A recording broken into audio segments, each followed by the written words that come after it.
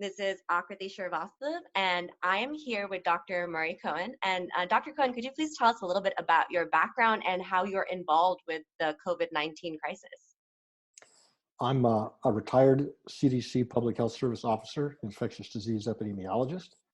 I also worked for 10 years after the CDC with the World Health Organization, primarily on uh, global epidemic and pandemic viruses. So I've been doing this a long time. I'm also a certified industrial hygienist, so I focus on infectious diseases that are transmitted at work, such as in hospitals, facilities such as yours, et cetera, as And that opposed to general community. And that is exactly what we are here to talk to you about today. And there's not a lot of information about how to handle this. We know schools have shut down, but what I want to talk to you today is about home-based daycares and how they should be handling the situation. We don't have a lot of direction from licensing. Some of us are still remaining open. We want to know what is the safest way to continue if we are allowed to, and what you're seeing for best practices around the world. We can kind of brainstorm this together. You've got a very, very specific circumstance, and there's not a manual, there's not a playbook to deal with this. Let's talk about risk assessment and risk factors. One of the most difficult aspects of closing schools, closing businesses, is people have to know what to do with their kids. And I guess your industry is the first place to look, not only the kids you've currently got, but the ability to take on others or to somehow create satellite locations, et cetera. So it's a real need that has kind of been overlooked. And we'll talk about these big global 50,000 feet looking down issues, but down on the ground, what are you going to do? So I'm concerned as you are about your circumstances. Yes. Let me ask, what are the ages primarily of the children in your care? The So infants, toddlers? I would say most home-based daycares are seeing infants and toddlers. However, because of the fear and paranoia, and let's face it, a lot of parents just got to work from home, or they were asked to stay at home and they quarantined. So a lot of children have pulled out. Now, schools have also shut down. What we're seeing is a lot of older children, like parents in need of childcare. We are not trying to keep the children in our care who do not want to be there. We are trying to assist the people who essentially need the childcare so we can keep our doors open. And what in my own daycare, we have a Wello station. So that's our first point of Oh, check. good. I know we're rare. We're very rare. Mhm. Not all daycares have this technology, but we have a Wello station. So that's the first point of check that a child will be going through. The next thing that we have done is essentially removed all plush toys from the daycare. We've reduced our toys to a much smaller amount, plastics or things that can be wiped down and cleaned on a daily basis. So that was another part of it. We've told parents, please do not come into the daycare. Pick up and drop off has to happen at the door, and we're actually going to be passing out some N95 masks for parents for when they come for pick up and drop off. We feel that the higher chance is actually a provider getting sick due to a parent bringing in an infection from being outside at work or something like that, right? Right. The other thing is we've made a sort of pathway straight to the bathroom. So as soon as a child enters, they're kind of heading towards the bathroom, and their first place they're going is washing their hands. Mm. And then obviously, these are things we already know from licensing, which is separate the cots, separate any child, put distance between them. They're obviously not eating at the same table anymore. We're gonna create that distance. We're not gonna take the full capacity. But beyond that, these are things we've done on our own, just from understanding like the daycare. And beyond that, we have no direction. All we've been told from licensing is wash your hands and there may be a closure. Well, So you're doing the right things. So let's just kind of peel the onion one layer at a time and just look at what overall issues that add up to the decisions of being open or what age kids you take, et cetera. First of all, there's one very odd thing about this particular virus. We don't understand it yet. It's being studied. But for some reason, kids don't get infected. And kids, depending on which database you're looking at, can be anywhere from under 18 to under 9. Now, what does that mean? What it means is, of course, they're getting infected. But there's something about their immune systems. There's something going on in younger people that the virus hasn't figured out how to beat yet. But they still very likely can be shedding virus and infecting others. So the biggest risk, I would think, would be a healthy kid in your care getting infected from another kid and then taking it back home to the adults in their household. So you're really trying to protect the parents and families as much as you are the children in your care.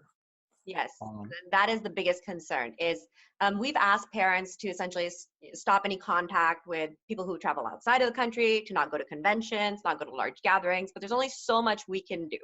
I'm curious, is the placement of your Wello station such that you can give that as an option to the parents? Maybe not Oh, require it. absolutely. Yeah. Absolutely, we can. It's right by the door where it should be, and parents absolutely have the option to check. And that is a great idea. I mean, if they understand it, then that should give them greater confidence And in the service you're providing. yes, and And unfortunately, not every daycare has a Wello station. That is the biggest challenge. And it's a great technology that we have, and we'd love to get into the hands of more daycares.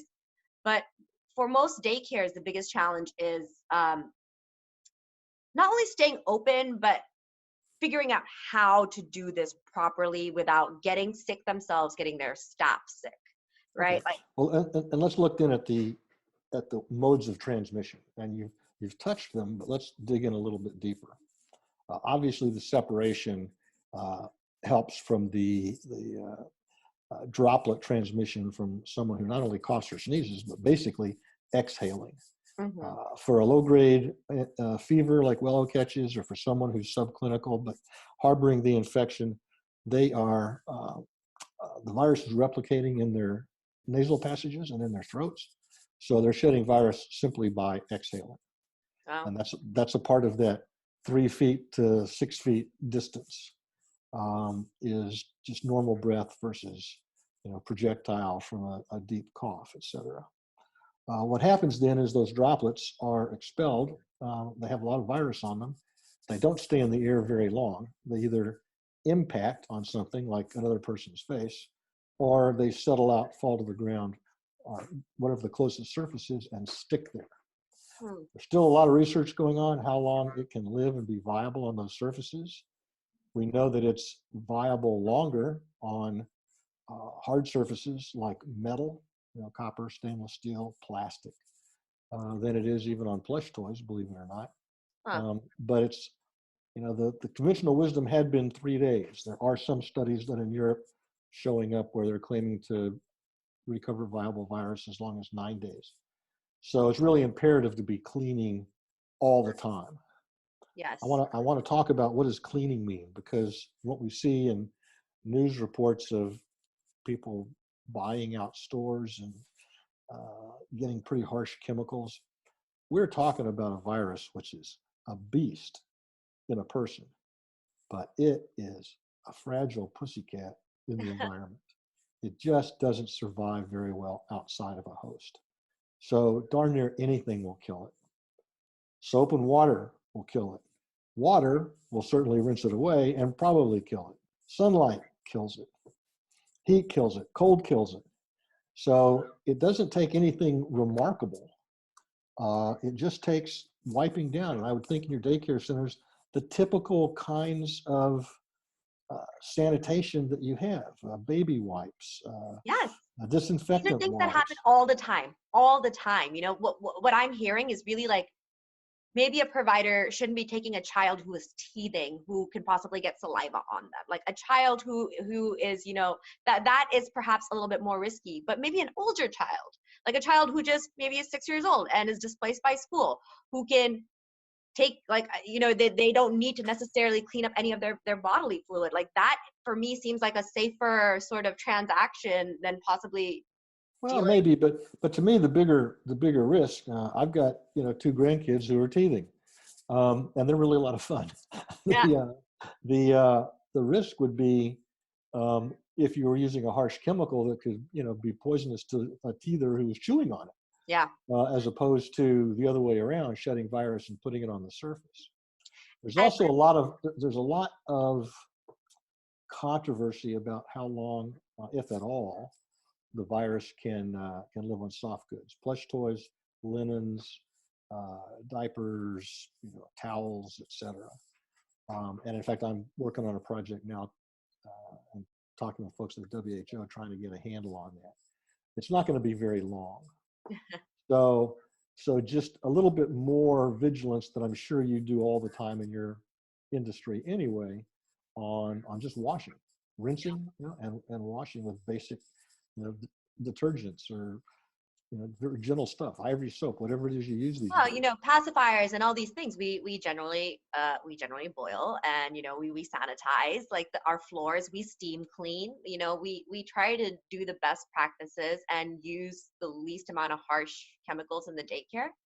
And it's, again, there's just not a lot of good information about how to, beyond hand washing, there's not a lot of good information about how to disinfect, what products you should be using. But this is great. So simple things like, would Well, it do? I can, yeah, let me tell you, there's actually, I just saw an updated list come out yesterday. The Environmental Protection Agency has published a list. I'll be happy to get it and send it to you if you'd like. Yes, please. Of among the EPA's legal authorities is the registration of any germicide, any chemical that's going to claim to have a germicidal efficacy, has to be registered and approved by the EPA. Okay. And they put out a list of those that have been cleared, proven, submitted data that they are effective against the coronavirus. And it's a pretty long list. I guess it's just about everything. That would be great. It would be But great. certainly you can, again, to me, it's a matter of confidence. There is so much misinformation, unfortunately, especially even from our government, that's coming out over the media, and not to mention social media. Yes. So of course people are confused, and then people are afraid. My mantra is to be prepared, not scared. So if you're scared, what are you scared about? Now, hunker down, think about it, take a deep breath, exhale, and prepare for whatever that is that you're scared of. So I think being able to show you've got certified list of germicides and the ones that you were using, it sounds to me, frankly, it was my grandbaby's in your care. They're probably safer in your place than. We appreciate that. And this is what I think, this is the misconception. We are not schools. We're not centers. We don't have hundreds of children. We have 8, or mostly 6, majority of the year. The same kids. We know how to take care of them. We are trained for these situations. We are well prepared, and we just want to keep serving our community. That's really what we do. We want to keep serving our community and have some direction. Dr. Cohen.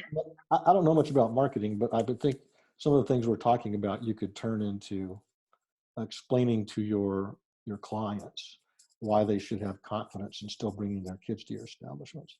And things like Wello Station, things like we've got the certified list that was just published this week of germicides that are effective. Here's the ones you're using.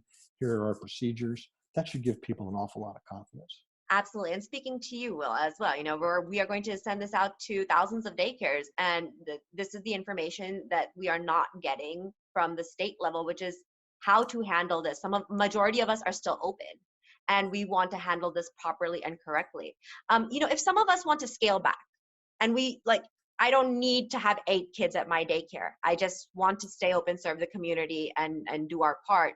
What is a safe number? Because it varies all over the country. I've heard 5, we've heard 10, we've heard Ohio is doubling its ratios and allowing more, daycares to carry. This is the amount of confusion we have going on. So we just don't know. And child development is so far out of my realm of expertise. I really do not know. I can only talk in terms of to whatever extent kids in a center such as yours are little walking petri dishes. And the reality is they are. In fact, they're kind of a primordial soup for the incubation and development of new viruses. But that's why kids are sick so much, and that's why when they share their germs so happily when they're in a center like yours. I always say that. I'm like, kids hate sharing unless it's germs. They love sharing germs. Yeah. And it's just going to happen. So there's not anything unusual or new right now other than a particular germ. And it's not a particular germ that is likely to be any more dangerous for the children it's more dangerous for the adults they take it home to. Yes. So if, I would think if all of your clients have the regimens, the rigorous regimens at home that you have in your daycare center, then they should feel pretty clean. Thank you so much for your time, Dr. Cohen. Happy to help. You know how to get me if I can, be of any further assistance. I will, when we get off, get that list from the EPA and send that to you. And if you have any questions, feel free to call me back. I greatly appreciate your time, and so do thousands of daycares across the country. You're providing us more direction than the states and licensing agencies have. Thank you so much. I'm also happy to talk with the states and licensing agencies if you'll just get them to listen. That's the thing. If we could just get them to listen, childcare would probably be in a better state in this country. Well, thank you. Thank you so much, and thank you for the great service that you provide. Oh, and you too, sir. Thank you. Take care. Bye-bye.